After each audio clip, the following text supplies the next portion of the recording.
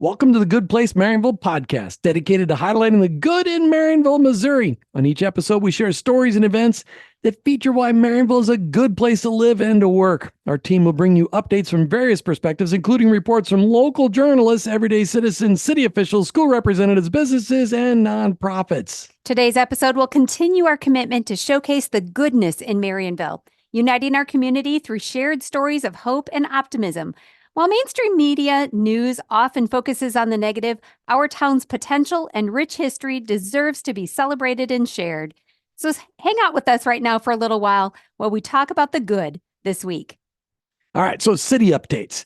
We attended last week's alderman meeting, and just to remind you that there's a position in Ward 2 that for an alderman. And if you are interested in serving your community in this fashion, that would be all of you living in the manor. All of you qualify. Please contact City Hall if you're interested, and the mayor will sit down with you and talk to you about how you could serve your town through this position.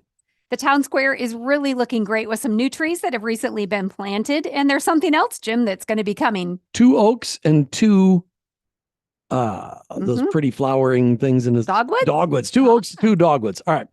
The world's largest carved white squirrels coming to downtown Marionville.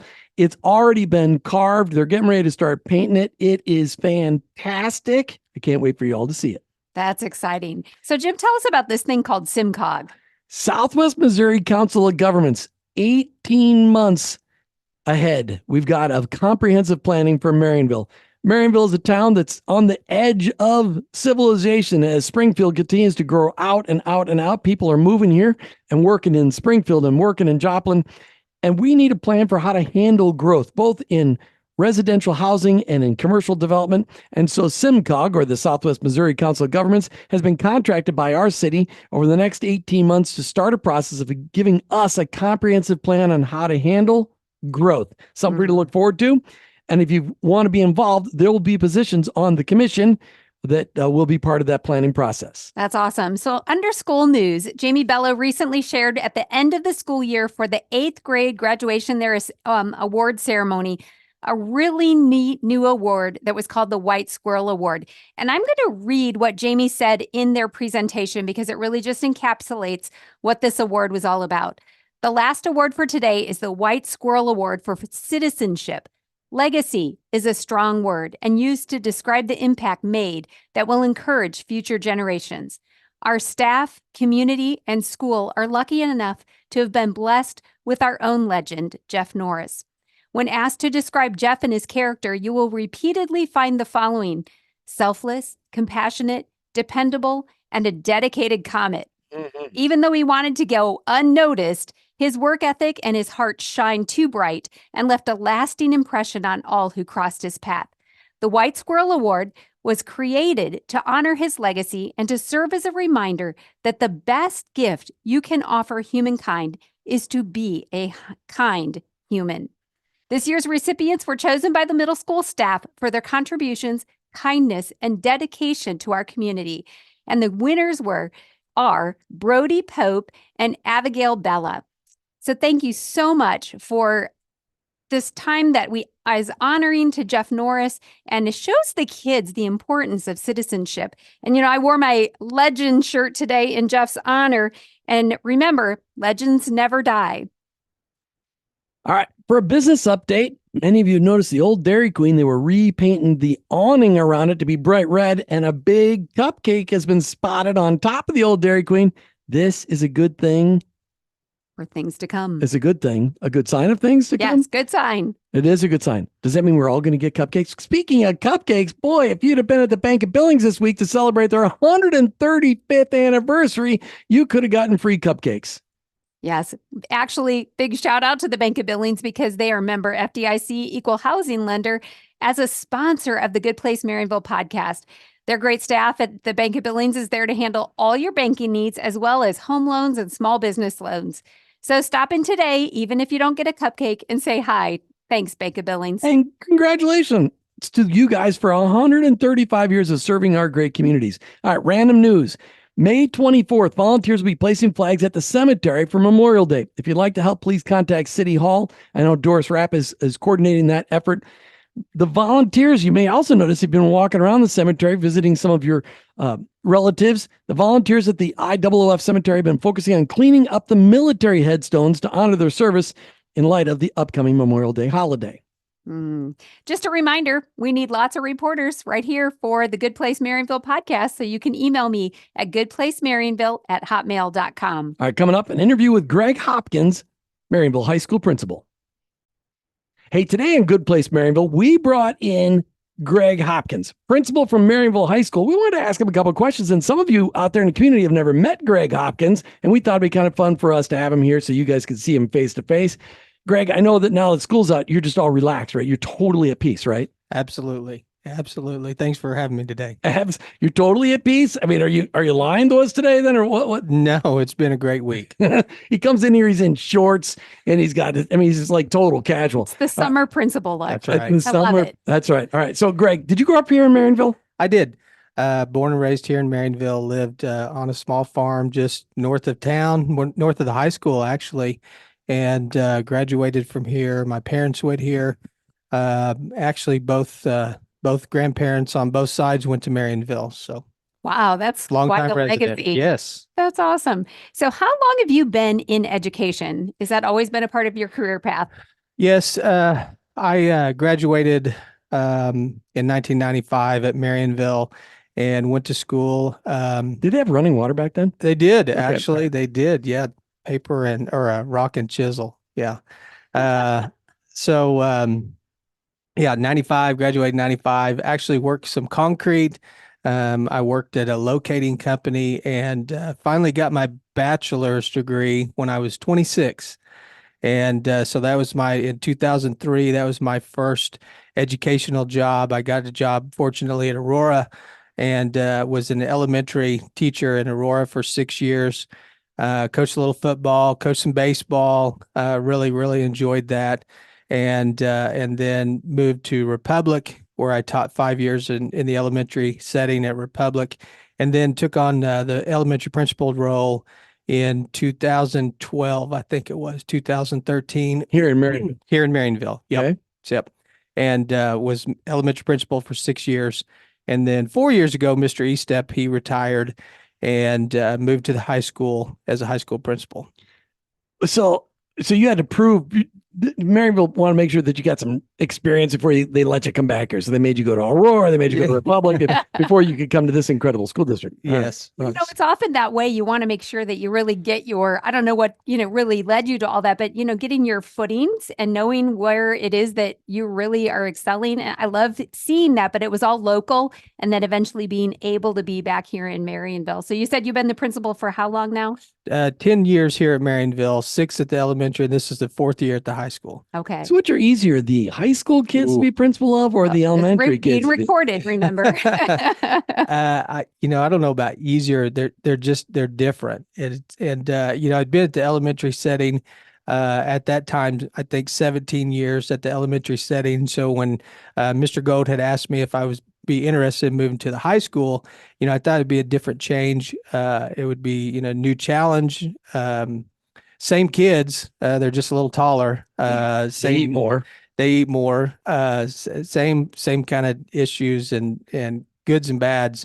They're just taller. So I love that. So tell us what you love about being a principal at Marionville High School. Easily, first off, the staff. Staff is wonderful. I think we have a good climate. That makes it a really good place to work. And then, just the kids in general, being a part of the community, following the sports and the activities and the band and the FFA and FBLA and all those different things and knowing those kids, knowing the community, knowing their parents and now grandparents and, knowing the families and just seeing those kids, compete and be successful in the classroom. And it's a little bit more personal because I know the families and know the kids and personally, always want to see Marionville be successful at whatever it is we're doing. And so, it's just, it's just different working in your hometown for sure. Now, every once in a while, I see you driving a bus around town. Maybe that's because you've got a bus driver shortage, or whatever it is. But are you driving that for sports, or are you driving that because you had a bus shortage, or are you coaching? I mean, what are you doing after school in those buses? Yeah. So I fill in as a bus driver whenever it's needed. Gary Stanton is our transportation guy, and so he'll call and say, hey, we have a bus driver out, or we've got a trip. One of the regulars has to take a trip, and so I'll do the bus route. And then the high school, we actually get out of school at 3, but we have something called advisory, and students who make a C or above, they get to start practice at 2:30. And so we have a need to transport those kids at 2:30 to whatever field it is that they're practicing is. Sometimes football field, the baseball field, or the track, and then also we use the middle school gym as well. So those kids need a way to get from the high school to the practice facility. So I help out with that as well. I can't even imagine the logistics just to move around the kids around the town.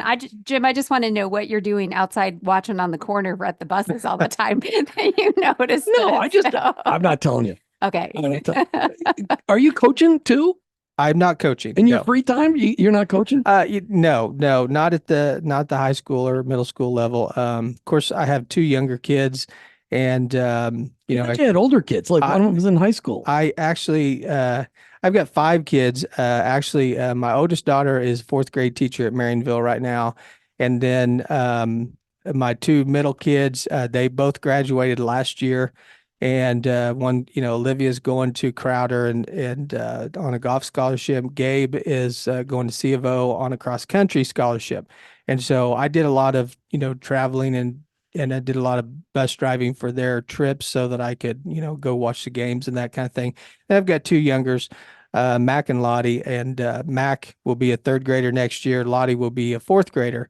And so help out, coaching their T-ball teams and, that kind of thing as much as I can. I love that. You've got all the bases covered. That's Yeah. for You and sure. your wife got to keep having little kids so you don't ever have to get them out of school. I mean, Hopefully we're done. We've got a couple grandkids on the way, so they'll be the next.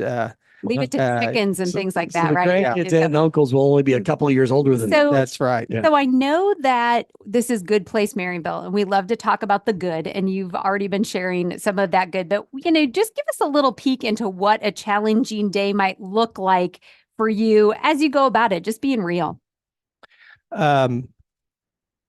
Just Sorry. like that. You get to push your little mic up. There There you you go. Very Right good. there. Got it. Great. Got it.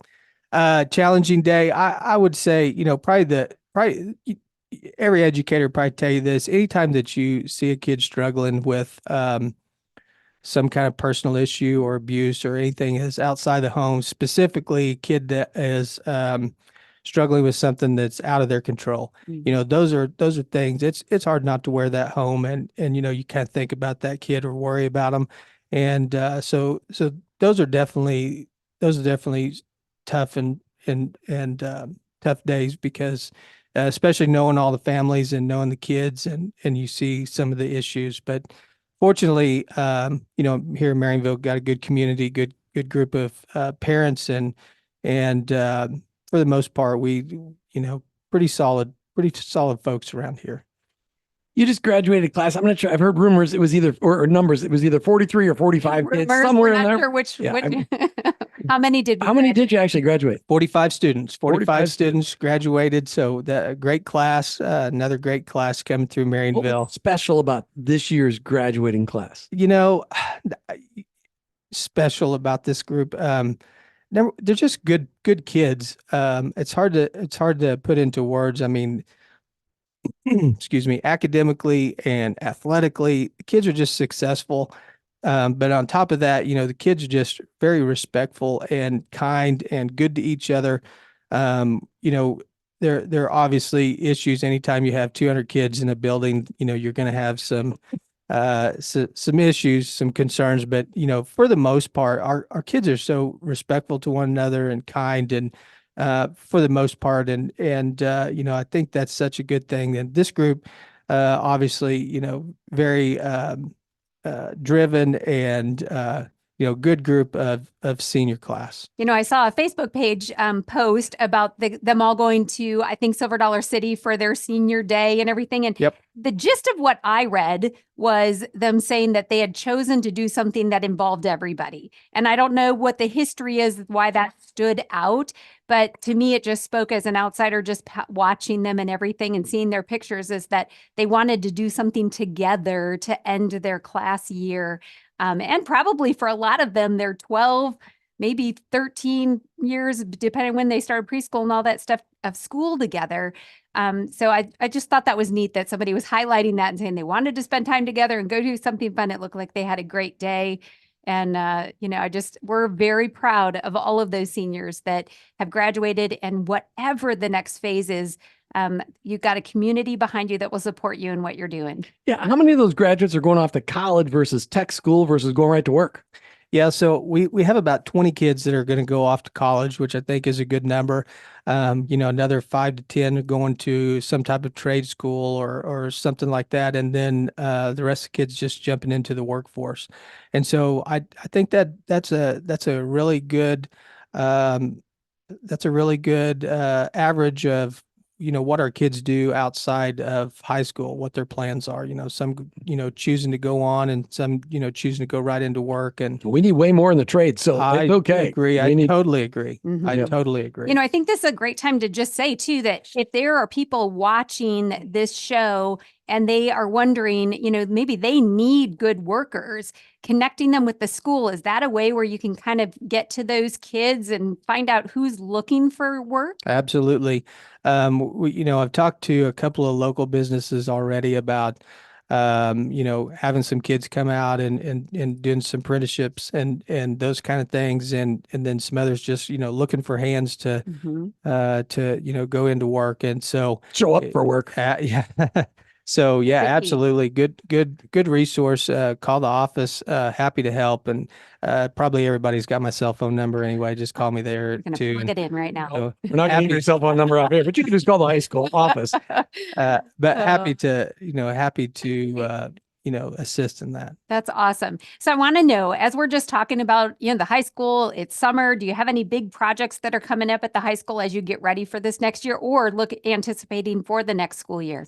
Yeah. So, last night board meeting, and so the board approved new turf at the hitting facility, which is going to be great. So I think the turf that we had in there before was given to us by another school, and so we took it and put it in there and used that turf in there. And so, but we're fortunate enough to get a new turf in the hitting facility. Hitting facility. So Yes. they go people on hitting. Yeah, that's a boxing, right? Yeah, it's boxing. So, where's the hitting facility? Where are they practicing batting? Hitting facility is at the middle school campus, middle school elementary campus. It's actually would be, I guess, north of campus and almost towards First Baptist Church there. Right across the street from there, that's the hitting I had facility. no idea. Mm-hmm. Yep. Used to be when I was in school, that was the ag building. That was the ag shop. And so, okay. See, if you I think I've heard people refer to it as the ag building. Probably so. So but they're really hitting baseball. Some things are hard to forget. So the girls go in there and hit softballs too? Yep, absolutely. Oh, Yep. Excellent. Yep.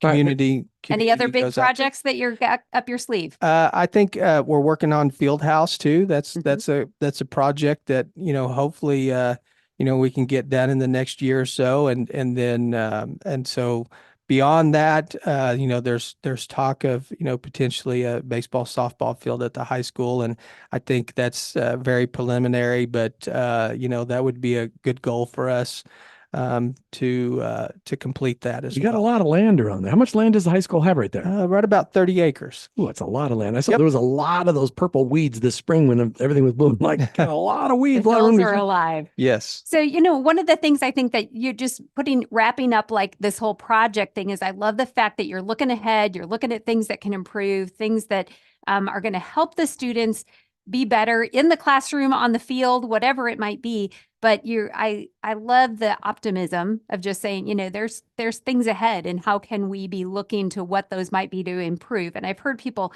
say that before. So imagine for just a moment that there's somebody watching this show that is thinking about bringing their family to Marionville to live. What is it about this school district? What would you tell them why they should choose the Marionville schools? Well, I would say first is a small town feel. Classroom sizes. Most of our classrooms at the high school, specifically, the largest classes that we have is about 20 to 24 kids. The majority are less than that. So small class sizes. Teachers get to know the kids. That's a big thing. Teachers know pretty much almost every teacher knows every kid, and every kid definitely knows every teacher for the most part. And so I think that's a big thing. That's good for families and kids. And then, just the success, academically, first off, like I touched on before, high school was ranked 51 out of 549 high schools in Marionville. That's, outstanding. And it's been like that for a while. This is not it's not something that's new. It's been pretty consistent. Even at the elementary, touched on this.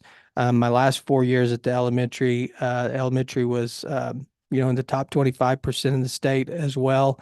And then of course, middle school's been, successful. Elementary's been, carried on with Miss Couts and carried on that tradition and Mr. Mosman at the middle school. Those scores have been great. And of course, high school's been, fabulous too. And so I think, academically over, specifically the last 10 years, that's how long I've been here.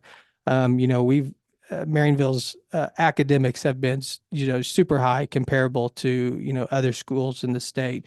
And so I think that's fantastic. And then, other things that FBLA and FFA things we don't really talk about as much, but kids competing, going to state, going to nationals, the band doing a fantastic job and competing and the things that they've been doing and things, the awards that they've won. And it's easy to see, state championship. Obviously, we won a state championship in football this past fall. Did? And, I hadn't heard about that. But there's so many other things too that I think our Oh, yeah. school offers and is successful at that, we don't always, see. Cooper Workman that just jumped out. Cooper Workman won bass fishing tournament at Table Rock last weekend, which was kind of like winning the state championship in bass fishing. I don't even think like that's fantastic. That is I amazing. didn't know we had a bass fishing team until last week. Oh yeah, absolutely. I love the fact though that you started with relationship and character and some of those things and then went into class size. And I just have to say too, absolutely beautiful facility. Oh, thank you. Yes. We got the pleasure of going in there and seeing it for the first time. And we're like, oh my goodness. Gymnasium I is go to high school here. it is really fabulous. So for a small community to have invested in that is just huge. So I think there's a lot of good reasons. Well, that's right. But we also don't mind it being a best kept secret, right? There's this balance in there to keep it balance. That's good community for everyone. It's a great place to live. It's a good place to live right here in Marionville, but it's really a great place. But that sounded like a weird name for a podcast. But Good Place Marionville sounds great. And thank you so much, Greg Hopkins. Wow, that was rough. Greg Hopkins, the principal from Marionville High School, for being on the Good Place Marionville podcast. We appreciate it. Thank you. Wow, Martha, what a great conversation with Greg Hopkins today from the high school. So good to just kind of hear his perspective. And get just, a little peek into what it's like to be a high school principal here in Marionville. So I want to thank you for tuning into the Good Place Marionville podcast. Just remember, this podcast is a great platform for you to highlight your local business and to show your support for the good happening here in Marionville. Consider becoming a sponsor by contacting goodplacemarionville@hotmail.com. There are many sponsorship levels to choose from. We could use your help to get the good news out there. And remember, we need your help. It will take a small army of reporters to keep up with the stories of the good that is happening here in Marionville. So please let us know if you would like to contribute reports regularly or just on the fly by emailing me at goodplacemarionville@hotmail.com or call 417-677-8167. That is the number on the side of the building at Central Place downtown. Thanks for joining us on the Good Place Marionville podcast. Keep your eyes out for the good, and together we can celebrate Marionville.